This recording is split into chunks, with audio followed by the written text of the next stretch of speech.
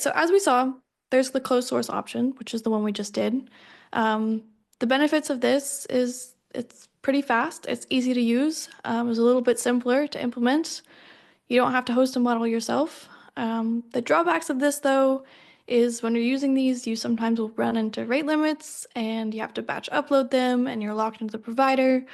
So that can provide a little bit of a headache there. Um, but again, easy to use. Open source options, benefits here are you have a lot of control and flexibility and visibility and open access. But the downsides here are you need to host it yourself. So hosting it is not free both work-wise and cost-wise. So you're going to have infrastructure costs, and this can take time away from actually developing your application because you have to develop or you have to maintain this model that's hosted.